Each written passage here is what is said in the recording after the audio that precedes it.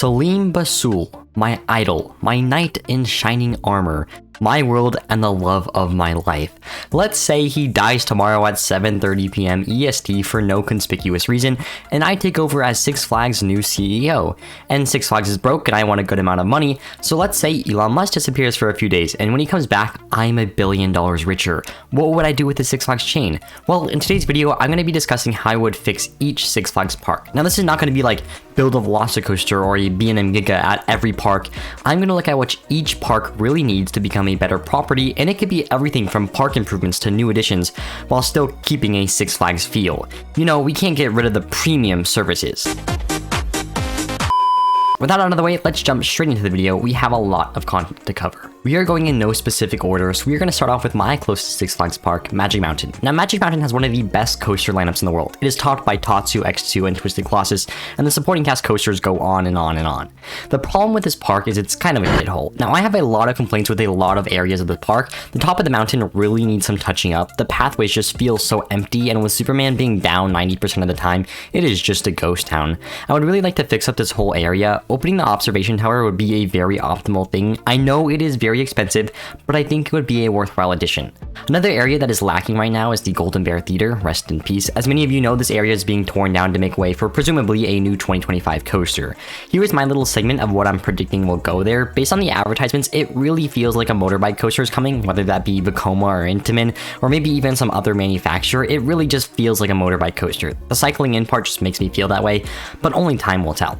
What I really want to see on this plot of land is a Vekoma tilt coaster. We now know that Six Flags is working with Vekoma again, as seen with Flash, so I think there is a chance. I can already imagine a tilt coaster looming over the pathway while dropping into an Immelman or Top Hat or something.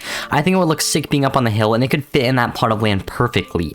It also is gimmicky, so it is a reasonable addition to put in their lineup, especially because they do not have a dive coaster yet. So if I own Six Flags, I am definitely spending a lot of time in park improvements and building a Vekoma tilt coaster. Discovery Kingdom is up next, and this one is a little weird. I actually would not change anything in the lineup. This park has so many problems beyond its lineup. I mean, its lineup isn't great, but still. What this park really needs is a makeover. The whole entire property is like a glorified parking lot. You think their primetime location along the lake would make for a beautiful park, but it is really not. Medusa is a parking lot coaster, and the DC Universe area literally looks like a school blacktop and just absolutely roasts you in the sun. The east side of the park is much better because there was a zoo section over there, but god, there needs to be some greenery or something on the west side. It is just not pretty.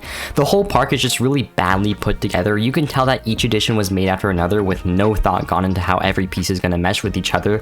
The parking lot system is also a mess, but they had to remove their old one to make space for more of the park, hence the parking lot feel of this park. If I'm going to fix anything here, I would plant more vegetation, open up the lake view, modernize the buildings, and personally drive a bulldozer through Kong. Up next are two Texas parks. Starting with Fiesta Texas, this park has done a lot right. In fact, it may be one of the best Six Flags properties, so I don't have a bone to pick with it. We are definitely expanding the layout in this case. Now hear me out. This may be a little crazy of idea, but I think it would be so good. A Vekoma hypercoaster. Yep, this has never been done before, but it is not unheard of. Originally, when rumors for Hyperion were going around, the Vekoma Skydash did its rounds. This looks like one hell of a hypercoaster, and I really wish it was built. Energylandia did do a public vote for this coaster, but a lot of people did not trust Vekoma at that time. I feel like Let Coaster was a turning point, but this coaster would have been so good. So imagine that, but wrapping around the park, interacting with the quarry walls while providing crazy ejector. This idea excites me so much. Over Texas somehow gets a lot more neglected than Fiesta Texas, despite being the OG park. Now for this park, I do not have much to say about it. I just think it needs something modern and something big. Even though they have Mr. Freeze, I think a Vekoma launch coaster would really fit in here. Something along the lines of Abyssus or the Firestorm layouts. I think it would add a new headlining attraction while supplying good forces and a quality ride experience. Up next is probably the most neglected Six Flags park, Frontier City. Now this park needs a lot, but will never get a lot, and they are landlocked, so what is something cheap that I can cram in there? Well, an RMC Raptor. I would elect for a custom Raptor just because I want something unique but in a very similar style to the prototypes where it's compact, because like I said, there is no room to build anything here, so should be a solid once in a generation addition. Six Flags St. Louis is up next, and one thing is for sure, we don't need any more wood coasters here. There's 3 of them, and even with 3 woodies, I don't think I'm going to RMC any of them, because we could do that. We can go bigger. A B&M Giga. This is what this park needs the most, but like, are we really gonna hand Six Flags St. Louis a Giga coaster? No, we're not. So what do they get instead? Well, they get park improvements. Sorry. Next up is Six Flags Great America. This coaster lineup is one of the most unique in the world. There is a lot of quality, but a lot of the coasters are rather short. What we need here is a big ejector airtime standout. I know Goliath also exists, but we need something long. So I was thinking, what if we put a proper Intamin Blitz down with a good 35 to 4,500 feet of track? This will check all the boxes that I wanted to hit. Or if you want to go a different route, the other option is a B&M Giga, though I prefer the Intamin Blitz, so that's what it is. Jumping to the two international parks, we have Laurent. Now this park needs park improvements, but we are going to ignore this because I really want to build a launch coaster here. I think an SNS air launch in a similar style to Max Force would work really well. This park is badly in need of a launch, and we have seen Six Flags' willingness to work with SNS, and Max Force is also a decent coaster. Now Six Flags Mexico is also in need of a launch coaster. I think a Max Force style coaster really fits this park, and as much as I don't want to build a clone, I think we need another SNS air launch coaster, and cloning the one that we just made would be cheaper. Plus, they're on opposite sides of the continent, so who's gonna care? Roller coaster enthusiasts? Psst, their opinions don't matter. Let's go to the Northeast and look at the parks there. First off, we have Great Escape. Now, I was surprised just like all of you when I heard that they are getting a wood coaster, so props to them, they deserve it. Honestly, at this park, I would not fiddle around with the layout too much. It already is pretty decent. What I really want to build at this park is a B&M surf coaster. Doesn't it sound so fitting? I don't know why, but it sounds so good in my head. Imagine putting it off in the trees and theming it to skiing with some nice white track and good queue theming. I love this idea. Too bad it's never happening, and even if I become Six Flags CEO, I don't think I will pour a cent worth of investment into this park, but I still want to B&M surf. A little down the road is Six Flags New England. Now this park needs a launch coaster. I swear, every Six Flags park needs a launch coaster. Why is that the case? Anyways, we need something big here, something super powerful with a lot of kick in it. So we are building another SNS air launch coaster. But instead of being like Max Force, it will be bigger and better. Think Bullet Coaster and Extreme Rusher, the Chinese behemoths. That is what we are building here. And while we are at it, let's put another one at Six Flags Over Georgia.